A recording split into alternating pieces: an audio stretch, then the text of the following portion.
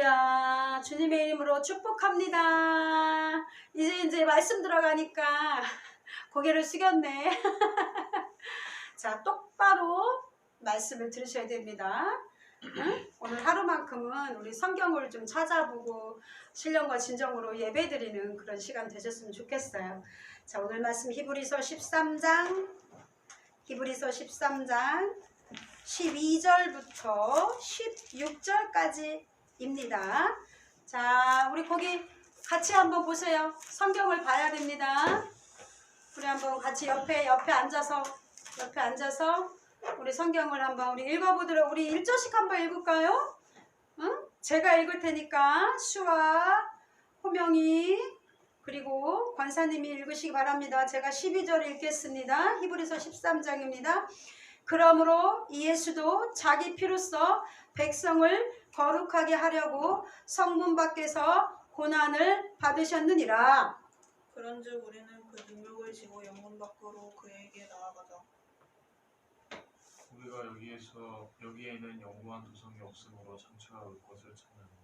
그러므로 우리는 예수로 말미암아 항상 천승의 제사를 하나님께 드리자. 이는 그 이름을 증언하는 입술의 열매니라. 다 같이 오직 선을 행함과 서로 나누어 주기를 잊지 말라. 하나님은 이 같은 제사를 기뻐하시니라. 아멘. 아멘. 그렇습니다. 자, 오늘 말씀 여러분들과 같이 나눌게요. 잘 들으세요. 은혜 받으세요. 벌써부터 눈이 해롱해롱. 이제 구약에 보면, 레위기에 보면은요, 제사가 있었어요. 그쵸? 동물을 잡아서 자기의 죄를 지으면 동물을 제게서 번제를 드렸잖아요. 그런데 구약의 속죄 제사는 죄를 범했을 때 드리는 제사였어요. 그래, 늘 내가 목사님이 제가 말을 하지만 내가 어떤 죄가 있어. 예를 들어서 근데 그것을 그 죄를 속하기 위해서 양이나 염소나 뭐 비둘기나 또는 뭐 소나 이런 것들을 갖고 왔던 거예요. 가져와서 성전에 와서 그거를 내가, 다른 사람이 아닌, 제사장이 아닌 내가, 일종의 말하면은 뭐 고양이는 들어가지 않아요. 걔도. 그렇지만 이제 고양이라고 생각을 해봅시다. 우리 수아가 사랑하는 고양이. 근데 흠이 있으면 안 돼. 그러니까 흠 없고 정결한 거, 아주 막 튼튼하고 이런 것들. 얼마나 사랑해 우리 수아가. 응? 그랬는데 그거를 가지고 내가 죄를 지었어. 그러면 그 중에 한 마리를 선택하는 거야. 근데 가장 좋은 것으로 갖고 와. 갖고 와서 그것을, 고양이를 어떻게? 내가 내 손으로 직접 죽이고, 그리고 살점을 찍고 각을 뜨고 이래는 거야. 그러면서 뭘 느끼겠어? 다시 또 죄를 지어야 되겠다, 이게 아니잖아요. 가슴이 찢어질 것 같잖아. 그치? 내 대신 내가 사랑하는 그 동물이 죽으니까 내 죄를 거기에 전가시켰기 때문에, 그러면서 내가 다시는 하나님 앞에 죄를 짓지 말아야지. 이게 제사인 거예요. 그래서 레위기 6장 26절에는 죄를 위하여 제사 드리는 제사장이 있고 그것을 먹되 곧 회막들 거룩한 곳에서 먹을 것이며, 그리고 제사 드리고 나서 양 같은 거 먹었어요. 같이 먹었단 말이야. 번제를 드리고 나서. 그런데 단 한 번이 아니라 먹지 않을 때가 있어요. 고기를. 그러니까 그게 언제였냐면요, 대제사장과 그 속죄일 때, 대속죄일, 그리고 온 회중을 위한 속죄 제사의 제물 고기는 먹는 것이 금지되어 있었습니다. 오늘 말씀을 하는 것은 뭐냐면요, 이 히브리서 13장에 오늘 읽은 그 말씀, 이 앞에 부분을 이해하기 위해서요. 11절에 보면은요, 10절에 보면 우리에게 제단이 있는데 장막에서 섬기는 자들은 그 제단에서 먹을 권한이 없나니, 이는 죄를 위한 짐승의 피는 대제사장이 가지고 성수에 들어가고 그 육체는 영문 밖에서 불사람이라. 바로 요걸 말하는 거예요. 평상시에는 먹었어. 하지만 대제사장이 1년에 한 번 속죄를 할 때 그때는 먹지 않았다는 거예요. 제물의 고기는 먹지 않았다는 거죠. 그리고 왜 제가 이 말씀을 하냐면요. 이 히브리서를 한번 볼게요. 이 유대교에서 개종한 유대인 그리스도인들이 있었죠. 그쵸? 유대교는 구약을 믿잖아.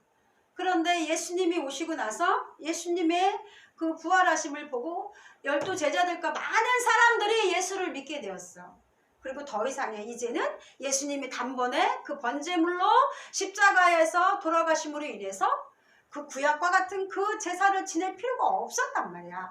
그러니까 유대인들은 계속 그러고 있었는데 유대교에서 예수를 믿기로 작정한 이 그리스도인들은 어땠을까? 아이고 저것들 조상도 알지 못하는 하나님도 알지 못하는 이 나쁜 것들. 굉장히 핍박을 받았단 말이에요. 많은 핍박을 받았어. 그래 이 사람들은 민족적, 종교적, 사회적 전체성을 모두 버려야 하는 고난을 당했습니다. 똑같은 거야. 우리가 한국 사람도 제사 지내잖아. 그런데 내가 예수 하나님 믿어. 이런 거 필요 없어요. 나는 예수님을 그리스도로 믿겠습니다. 나의 하나님은 난 기독교로 개종했습니다. 그런데 어떻게 합니까? 집안에서 이 애비 엄마도 모르는 이 어쩌고 저쩌고 하면서 핍박하잖아요. 그런데 그걸 다 이겨냈다는 거야. 그러면서 그런데도 불구하고 그 고난이 얼마나 심했겠습니까? 그런데 많은 사람들이 극복하지 못하고 유대교로 돌아갔어요. 자기가 살아야 되니까 너무 핍박이 심한 거야. 어떤 사람은 그렇게 돌아가고 어떤 사람은 한 발 거치고 한 발 거치고 이렇게 있는 사람도 있었죠. 그 상황 속에서 히브리서가 쓰여진 것입니다. 히브리서 기자는 13장에서 말합니다. 우리에게 제단이 있다. 그렇죠? 여기 보면은 그 앞에 보면은 있습니다. 이 사람들은 너네들은 제사도 안 드리고 그게 어떻게 너희들이 그런데 우리에게도 역시 너희들과 마찬가지로 제단이 있다는 거야. 제단. 근데 그 제단이 누구입니까? 그 제단이 누구예요? 우리가 형식적으로는 이 사람들이 제사를 지내지 않지만 바로 이 개종한 그리스도인들에게도 우리에게도 바로 제단이 있다는 것을 말합니다. 더 이상 제사도 지내지 않고 제사장도 없지만 여기서 이 제단은 번제단을 말하는데 성막의 번제단은 누구를 상징하는 거냐면 예수 그리스도를 상징하는 것입니다.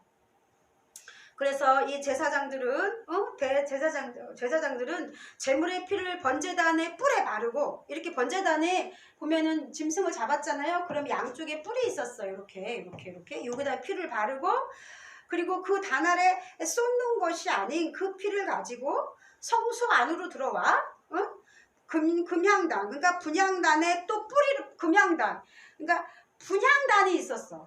태워 올리는 이제 올리는 거기에 또 뿔이 이렇게 있었어요. 그것에서 바르고 그리고 지성소와 성소를 가르고 있는 휘장에 7번 뿌리고 남은 피는 번제단 아래에 쏟게 되는데 이게 레위기 6장 30절에 나와요. 그런데 제가 말했지만 대속죄일 제사는 어떤 예물을 준비하냐면은 숫송아지와 순양 자신을 위해서 대제사장이 그리고 온 회중으로 해서 염소 2마리를 준비합니다.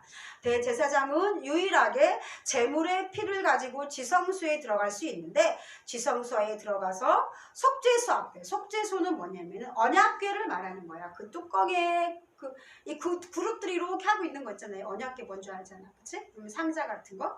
거기에다가 피를 뿌리고 7번씩 그리고 제물의 기름은 여호와께 번제단에 태우고 남은 고기 똥은 어디로 가져갔어요? 그 제물의 그 짐승의 가죽과 고기와 똥은 밖으로 나갔단 말이야. 그리고 정한 곳에서 불사르고 그리고 고기는 제사장에게 먹는 것이 허용되지 않았어요. 오늘 그 말이야. 그러니까 여기 보겠습니다. 12절. 그러므로 예수도 자기 피로써 백성을 거룩하게 하려고 성문 밖에서 고난을 받으셨느니라.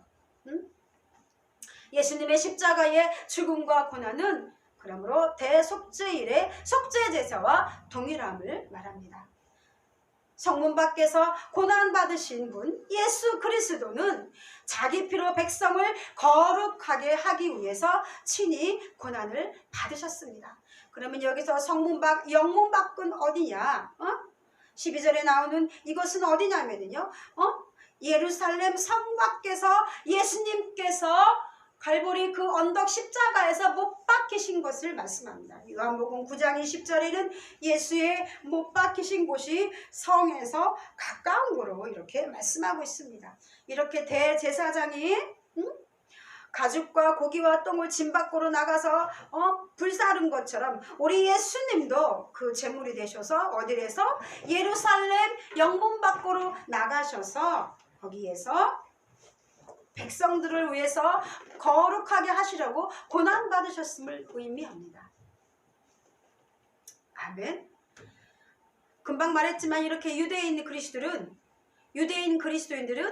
예수님에 대한 신앙 때문에 유대인 공동체로부터 쫓겨나 출교당하고 고난당함을 살아야 했습니다. 출교당하여 쫓겨나가는 것이 그리스도를 따르는 그 제자들의 어떻게 보면 정당한 삶의 모습이었습니다. 그런데 우리는 여기서 우리도 그와 같이 예수도 자기 피로써 백성을 거룩하게 하라고 성문 밖에서 고난을 받으셨느니라. 그런즉 13자 우리도 그의 치욕을 짊어지고 영문 밖으로 그에게 나아가자라고 이렇게 말하는 거예요. 우리가 예수를 믿음으로 인해서 받는 고난이 있습니까? 그건 당연하다는 것입니다. 우리는 그렇게 예수님처럼 고난을 받아야 한다는 것입니다. 그것이 예수님의 제자로 살아가는 우리들의 정당한 모습이라는 것입니다. 요셉과 다니엘과 느헤미야와 그 많은 사람들은 비록 세상에서 성공했으나 그 성공을 얻기 위해 하나님에 대한 그 신뢰와 믿음을 버린 자들이 아니었습니다. 그들은 세상에서도 성공했지만 그 성공 속에서 주님을 배반하지 않았습니다. 다니엘은 어떻게 했어요? 다니엘은 알다시피 분명한 다니엘은 어떻게 됐지? 그 신상 앞에 절하지 않기 위해서 당당하게 사자굴에 들어가고 그리고 또 불가마니 속에 들어가서 믿음을 택했던 자들이었습니다. 그랬을 때 그들이 죽었습니까? 하나님에 대한 신뢰와 믿음을 버린 자들이 아닌 그들은 고난당함을 죽음을 택하고 그랬을 때 충성을 택했을 때 어떻게 됐다는 거예요? 비로소 더 살아남을 수 있었다는 것입니다. 그런데 다 그런 건 아닙니다. 이런 경우도 있다는 거죠. 그러나 우리는 결국은 그렇게 한다 하더라도 죽었다 하더라도 그것은 바로 죽은 것이 아닌 하나님과 같이 그 영혼은 영원히 살아있음을 믿으셔야 됩니다. 오늘의 상 히브리서 13장 14절 보겠습니다. 우리가 여기에는 영구한 도삭이 없으므로 장차 올 것을 찾나니. 왜 이렇게 영문 밖으로 나아가서 기꺼이 예수 그리스도의 함께 고난받기를 택할 수밖에 없냐면요. 그것은 이 세상의 삶이 다가 아니라는 것입니다. 여기에는 영원한 도상이 없다는 것입니다. 영원한 도상 믿는 자들의 그 약속의 땅 그것은 더 나은 본향을 삼으니 곧 어디에 있는 거예요? 하늘에 있는 것입니다. 히브리서 11장 16장에 보면요 이렇게 말씀하고 있습니다. 그들이 이제는 더 나은 본향을 삼으니 곧 하늘에 있는 것이라. 아멘. 히브리서 11장 16절에 13절부터 읽어보겠습니다. 이 사람들은 다 믿음을 따라 죽였으며 약속을 받지 못하였을 때 그것들을 멀리서 보고 환영하며 또 땅에서는 외국인과 나그네임을 증언하였으니 이같이 말하는 것은 자기들이 본향 찾는 자임을 나타냅니다. 그러니까 우리가 여기 머무르는 곳은 본향이 아니라는 거예요. 여기는 잠깐 머무르는 그런 죄악된 세상일 뿐이고 우리가 갈 곳이 분명히 있다는 것을 믿으시기 바랍니다. 그러면서요 히브리서 13장은요 하나님이 기뻐하시는 제사에 대해서 말씀하고 있습니다. 하나님이 기뻐하시는 거. 이제는 우리는 그걸 번제를 드리고 동물의 각을 두고 이게 없잖아요. 예수 그리스도가 우리의 제단이에요. 그런데 예수 그리스도께 우리가 어떻게 제사를 드려야 될까? 하나님, 나 당신 사랑해요. 나는 당신의 자녀입니다. 라는 것을 어떻게 증명하겠냐는 거예요. 그것은 바로 삶으로 나타내는 그런 제사를 말합니다. 그러면서 오늘 이 시간에 보면은요, 첫 번째 뭐라고 나와 있습니까? 그러므로 우리는 15절에 예수로 말미암아, 누구로 말미암아? 내 가족으로 말미암아, 나를 사랑하는 애인으로 말미암아, 내가 기뻐하고 즐거워하는 그런 어떤 여러 가지 뭐 게임이나 그러면 놀러 가는 거나 이런 것으로 말미암는 것이 아니라 예수로 말미암아 항상 찬송의 제사를 하나님께 드리자. 예수님의 이름을 증거하는 입술의 열매가 얼마나 중요하다는 것을 말씀하고 있습니다. 예수님을 믿는 그 성도들이 하나님의 지혜와 사랑과 은혜와 선하심을 고백하는 것입니다. 그 입술에 찬송과 기쁨이, 감사가 넘쳐나야 됩니다. 그러므로 우리는 오늘 이 예배에 나오셔서 어떻게 해야 돼요? 찬양해야 돼요. 응? 그게 내 고백이에요. 그것도 찬양도 하나의 고백이라는 거. 왜 찬양을 안 하십니까? 찬양 속에서 하나님이 기쁨을 회복하게 하시고 감사를 줍니다. 그것이 넘쳐나야 됩니다. 또 날마다 드려야 된다고 말씀하고 있습니다. 날마다 드려야 돼요. 두 번째 어떻게 해야 됩니까? 선행과 나눔의 제사가 필요하다고 말하고 있습니다. 오직 선을 행함과 서로 나누어 주기를 잊지 말라. 하나님은 이 같은 제사를 기뻐하십니다. 나만 착하게 사는 것, 그것도 굉장히 훌륭해요. 그러나 우리는 어떻게 해야 돼요? 다른 사람을 돌볼 수 있어야 됩니다. 말로만이 아닌 행함과 진실함이 요구되는 제사를 말합니다. 여기서 나눠준다는 것은 크이노니아라는 헬라어인데요. 그리스도인들은 자기의 소유보다 형제를 더 사랑하는 사람들이었습니다. 그래서 서로 막 나눴죠. 내가 재물이 많으면 그것도 없는 자에게 나눠주고 그렇게 살았다는 거예요. 초대 그 기독교인들은 하나님의 기쁘시게 하는 그 삶의 제사를 말합니다. 아침 저녁으로 감사함으로 드리는 제사를 말하는 것입니다. 히브리서 13장 1절에서 5절까지 한번 보겠습니다. 하나님이 기뻐하시는 제사에 대해서 히브리서 13장 1절에서는 또 이렇게 말씀하고 있습니다. 여기 쫙 읽어보세요. 형제 사랑하기를 계속하고 손님 대접하기를 잊지 말라. 이로써 부지 중에 천사들을 대접한 이들이 있었느니라. 너희도 함께 갇힌 것 같이 갇힌 자를 생각하고 너희도 몸을 가졌은즉 학대받는 자를 생각하라. 그러니까 고난당하는 사람들이 많았다는 거야. 유대인이 그리스도교를 개종하면서 감옥에도 갇히고 환난당하는, 믿음을 지키기 위해서 환난당하는 이 사람들을 너희는 생각하라는 거야. 너희와 같이 그리고 학대당하는 자, 내 주변에 많잖아. 슬픈 자, 엄마가 없거나 또는 남편이 있거나 뭐 또 여러 가지 상황들이 많잖아요. 그 사람들을 너희가 기억하라는 거예요. 그 사람들을 우리가 도와줄 수 있어야 된다는 거예요. 긍휼한 마음으로. 아멘. 그 뒤에 계속 나옵니다. 그리고 또 돈을 사랑하지 말고 있는 바를 족한 줄로 알라. 그가 친히 말씀하시기를 내가 결코 너희를 버리지 아니하고 너희를 떠나지 아니하려나. 돈이 없어도 내가 너희를 절대 버리지 않을 거야. 여러 가지가 나와요. 삶에서의 예배를, 그 제사를 말하는 것입니다. 그러므로 기독교적인 삶의 최고의 개념은 뭐냐면요, 우리가 긴 제사를 드리는 거예요. 일주일에 한 번 이게 예배 드리는 이것도 물론 하나님 앞에 제사죠. 이게 아니라는 거예요. 이것도 물론 우리가 당연히 해야 될 거지만, 그러나 우리는 오늘 이 말씀을 통해서 내 안에서 깨달음이 있어야 되고 회개가 터져야 되고, 그리고 우리 삶으로 그게 이어져야 된다는 것입니다.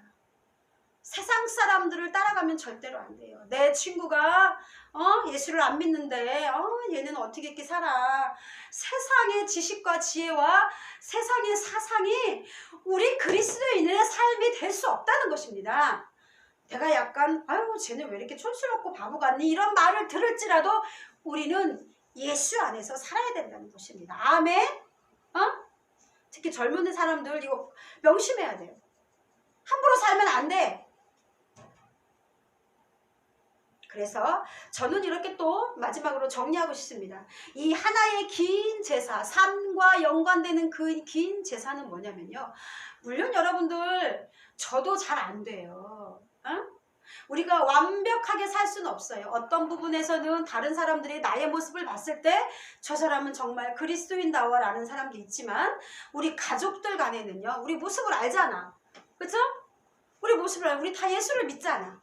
예수를 믿는데 가족들한테 인정받는다는 것은 정말 어려운 거예요. 그렇죠? 응?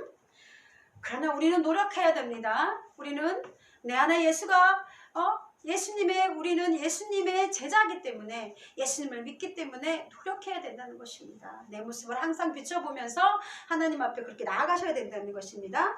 기독교적인 그 삶의 최고의 개념을 우리가 긴 제사라고 말할 때 첫 번째 그게 뭐냐면요. 이렇게 교회에서 예배드리는 거, 찬양하는 거, 단 일회적인 것으로 끝나는 것이 아니라 삶에서의 예배는 첫 번째 자기 자신을 계속 하나님의 말씀 앞에 순복시키는 것입니다. 하나님이 사랑하라, 돈을 사랑치 말라, 형제를 사랑하라, 뭐 하지 말라, 뭐 이렇게 쓰면은 그것에 대해서 내 자신을 순복시키는 것입니다.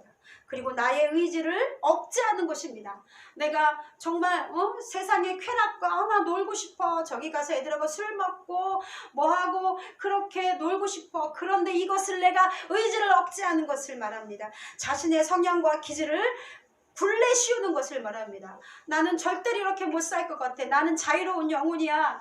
그러나 예수 그리스도 앞에, 하나님의 말씀 앞에 나를 굴레 씌우는 것입니다. 하나님은 그 마음을 보십니다. 단번에 안 돼요. 우리 자신의 의지보다 더 높은 의지가 있음을 의식하면서 기꺼이 우리 예수님의 그 말씀에, 하나님의 말씀에 순복하는 것을 말합니다. 두 번째, 하나님과 하나가 되는 것입니다. 저는 이게 진짜 예수 안에서 거듭난 자의 모습인 것 같아요. 두 가지를 다 갖췄을 때 그건 뭐냐면요. 하나님과 하나가 되는 거예요. 즉 나의 삶의 목표와 목적이 예수 그리스도가 되어야 된다는 것입니다. 내가 먹는 것도 마시는 것도 일하는 것도 모든 것이 누구를 위해서? 우리 예수님의 영광을 위해서, 하나님의 나라를 위해서. 그 선교사들이나 많은 사람들, 이런 사람들 뿐만이 아니에요. 하나님 내 삶을 드리겠습니다. 굉장히 많잖아요. 내 삶을 드리겠습니다. 그래서 목사가 되고 선교사가 되고 그 사람들이 특별한 사람이 아니라는 거예요. 우리 모두 그렇게 살아가야 된다는 것입니다. 그런다고 모두가 다 목사가 되고 선교사고 아니에요.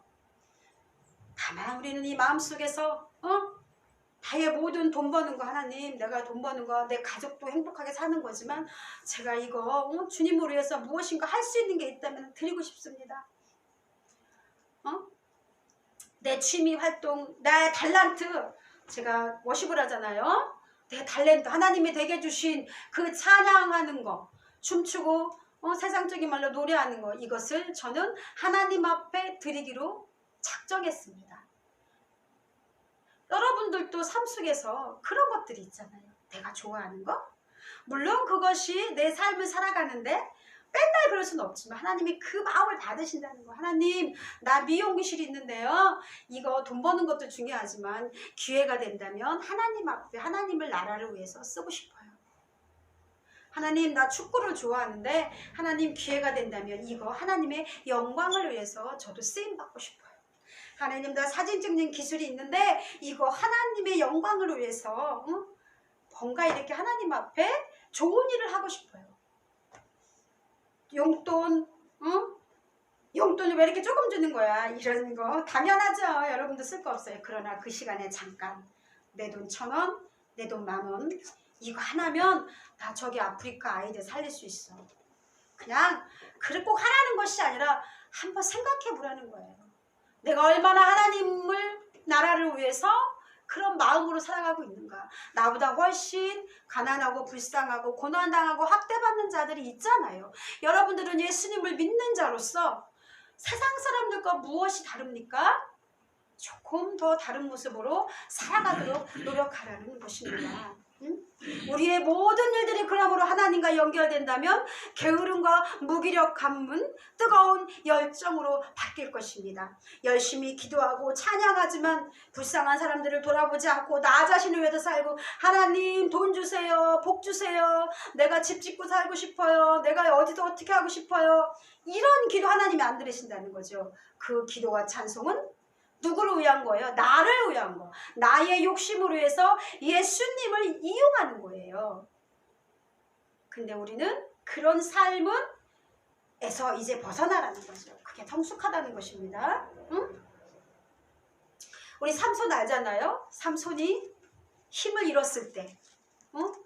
하나님을 떠났을 때, 성령이 떠났을 때 눈도 뽑히고 블레셋 사람들 앞에서 재주 부리는 자, 조롱거리가 되었습니다. 마찬가지입니다. 우리 그리스도인들이 성령 안에서 살지 못할 때, 성령 안에서 살지 못하고 하나님을 떠나고 세상 사람 그랬을 때 그 사람들 앞에 어떤 자로 살아갈 수밖에 없느냐? 재주 부리는 자로밖에 살아갈 수 없다는 거예요. 우리들을 비난양되고요.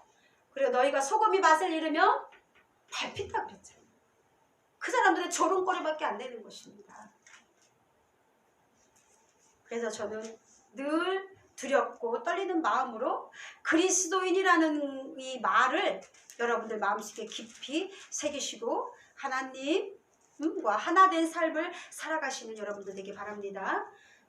자녀가 어린 시절에 선물로 준 그 쓸모없는 물건, 이런 것들이 자녀들은 우리 저기 수아가 호명이가 어렸을 때 막 어버이날이라고 막 특히 수아가 카드 같은 거 예쁘게 만들어가지고 엄마한테 줬어. 엄마가 봤을 때는 그거 돈으로 값어치가 있습니까? 종이 쪽지 한 가지에 불과한데? 그러나 너무 감사하다는 거야. 그거 돈으로도 매길 수 없는 귀한 것이라는 것입니다. 그러므로 그것을 간직할 수 있을 때까지 그것을 부모는 간직합니다. 하나님도 마찬가지입니다. 응? 우리가 그런 마음으로 주님 앞에 드렸을 때 주님에게는 그것이 너무나 값어치 있는 것입니다. 그런 것은 바로 하나님 나라의 상급으로 쌓여지고 그것은 바로 사랑을 의미한다는 것입니다. 내가 하나님을 사랑합니다. 이걸 의미하는 것입니다. 여러분들 큰 거 막 드린다고 그거 아니에요. 작은 거 하나하나 내 마음, 내 행동, 찬양 하나하나 그냥 하나님 나 아무것도 없어요. 그러나 기쁨과 감사로 주님 앞에 찬양하고 예배하는 것도 그것도 귀한 예배임을 내 삶의 그런 자세임을 깨달으시는 여러분들 되기를 주님의 이름으로 축원합니다. 아멘. 네. 아멘. 자, 오늘 이제 기도하겠습니다. 할렐루야. 하나님 아버지 감사드립니다. 오늘 이 말씀을 통해서 하나님 그렇습니다. 항상 찬송의 제사를 아버지께 드리는 저희들 되기 원합니다. 우리 입술로 우리 예수님이 내 구주 되심을 고백하고 하나님의 당신의 자녀답게 선을 행하고 살아가는 그런 삶에서 기쁜 제사를 드리는 저희들이 되기 원합니다. 이 말씀이 오늘 아멘으로 받아서 하나님 아버지 오늘 이 시간 우리의 삶 속에서 적용하며 살아가는 저희들 되기 원합니다. 늘 성령으로 충만하여서 예수 그리스도와 동행하는 삶이 되게 하여 주시옵소서. 감사드리며 거룩하신 우리 주 예수 그리스도의